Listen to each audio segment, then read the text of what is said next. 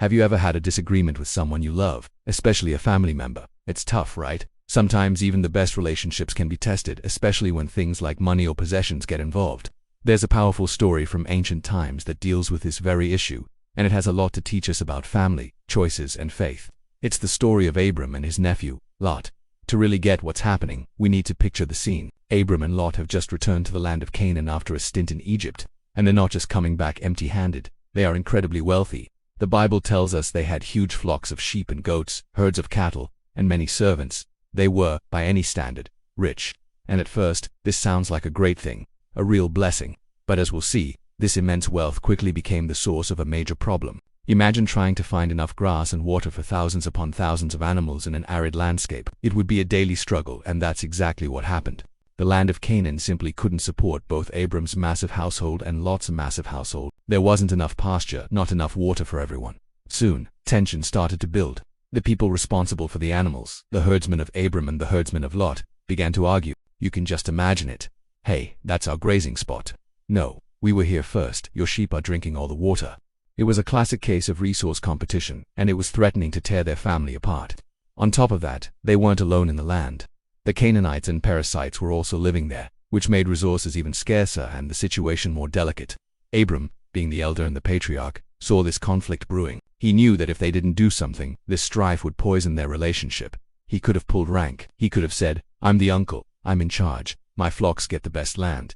But he didn't. Instead, he approached Lot with a truly remarkable proposal. He said, let there be no strife between you and me, and between my herdsmen and your herdsmen, for we are kinsmen. He put their family bond above everything else. What Abram did next is a masterclass in conflict resolution and humility. He said to Lot, is not the whole land before you? Separate yourself from me. If you take the left hand, and I will go to the right, or if you take the right hand, and I will go to the left. Think about that for a moment.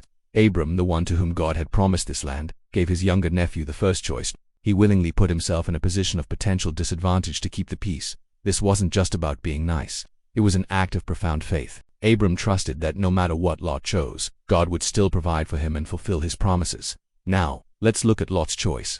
The scripture says Lot lifted up his eyes and saw the Jordan Valley. It was well watered everywhere, like the garden of the Lord, like the land of Egypt. It was the prime real estate. The green fertile plains looked like an easy path to even greater prosperity. So, Lot chose the best land for himself. He chose what looked good to the eye, what promised immediate material gain. In doing so, he pitched his tents near the city of Sodom. This decision reveals a lot about Lot's priorities. He was focused on wealth and comfort. He saw the lush valley and thought of his flocks and his fortune.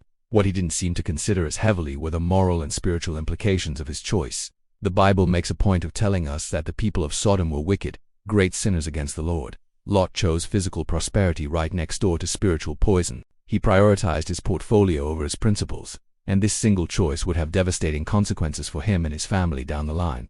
So, Lot packed up and moved east, and Abram stayed in the land of Canaan. The separation was complete. It might seem like Abram got the short end of the stick. He was left with the less fertile, more challenging terrain. He had acted selflessly and, from a worldly perspective, had lost out. But this is where the story takes a crucial turn. Right after Lot departed, God spoke to Abram. It's as if God was waiting for this test of faith to be over. He told Abram, lift up your eyes and look from the place where you are, northward and southward and eastward and westward. For all the land that you see I will give to you and to your offspring forever. God didn't just reassure Abram, he expanded the promise. He then told him that his descendants would be as numerous as the dust of the earth. If anyone could count the dust, then his offspring could be counted. This is so significant. Abram chose peace over personal gain, faith over sight, and as a result, his relationship with God was strengthened, and the divine promise was reaffirmed and magnified. He lost the best land but gained a clearer vision of his divine inheritance. He demonstrated that true wealth isn't measured by the greenness of your pastures, but by the depth of your trust in God. Let's reflect on what this means for us. Abram's approach to conflict is revolutionary. He didn't escalate. He didn't fight for his rights. He didn't hold a grudge. He initiated a peaceful solution with incredible generosity. He prioritized the relationship. How often do we let pride or a sense of entitlement get in the way of resolving disputes with people we care about? Abram shows us that humility and selflessness are not signs of weakness, but of incredible strength and wisdom. By letting go, he actually gained more. Now, let's follow Lot's path for a moment, because it serves as a powerful cautionary tale. Living near Sodom, he and his family became entangled in its corrupt culture. When disaster struck and the city was judged, Lot lost everything: his wealth, his home, his wife. He escaped with his life, but his family was shattered by the moral decay they had lived in. His choice, driven by the allure of material wealth, led directly to tragedy and loss. It's a sobering reminder that the easy, prosperous-looking path isn't always the right one. The environment we choose to place ourselves and our families in has profound consequences. Looking back, the contrast between the two men is stark. Abram chose faith, and his future was secured by God's promise. Lot chose sight, and his future ended in ruin. Abram's wealth brought a challenge, but his character and faith turned it into an opportunity for spiritual growth. Lot's wealth led him down a path of compromise and eventual destruction.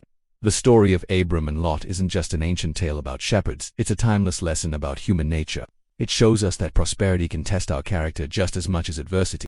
It teaches us that in any conflict, especially with family, prioritizing peace and relationship over being right is a mark of true leadership and maturity. And most importantly, it shows that trusting in a power greater than ourselves, having faith that things will work out even when we don't get the best choice, can lead to blessings we never could have imagined. Abram didn't need the best land because he had God's promise, and that was more valuable than any fertile valley. So the next time you face a difficult choice or a conflict with someone you love, maybe think of Abram. Think about his generosity, his humility, and his incredible faith. It might just change the way you see the whole situation. Thanks for watching today. If this story resonated with you, let me know in the comments. And don't forget to like and subscribe for more content that explores these timeless truths. See you next time, and God bless.